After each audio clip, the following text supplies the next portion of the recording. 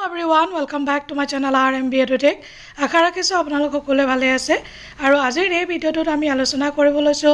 অসম লোকসেৱা আয়োগ Assam public service কমিশনৰ আন্ডাৰত CDPO যেটো ৰিক্ৰুটমেন্ট ওলাইছিল তাৰ সিলেবাস দিছে আৰু সিলেবাসটো এবাৰ আমি গো থ্ৰু কৰি লওঁ আহক recruitment to the post of child development project officer and allied cadres under women and child development department Assam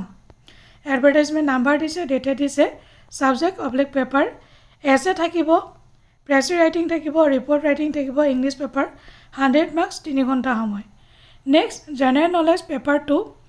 Tata thakibo apnaloকৰ history, culture and literature of Assam,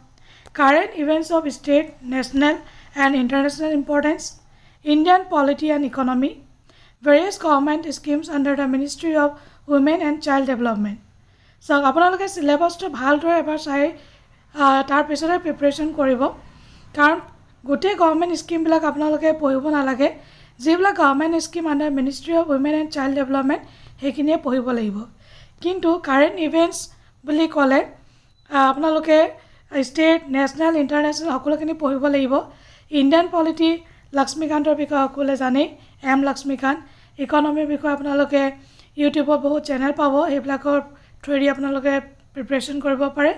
বাকি হিষ্ট্ৰি কালচাৰ আৰু literature of Assam only Assam আসামৰ কাৰণে আপোনালোকে নো ইয়ৰ state Assam বা আসাম ইয়াৰ book এইবিলাক ফলো কৰিব পাৰে next optional subject paper 3 যিকোনো এখন OMR বেস MCQ টাইপ হ'ব any one optional subject from the following standard bachelor degree anthropology child development criminology economics education with psychology home science labour and social welfare nutrition philosophy social work sociology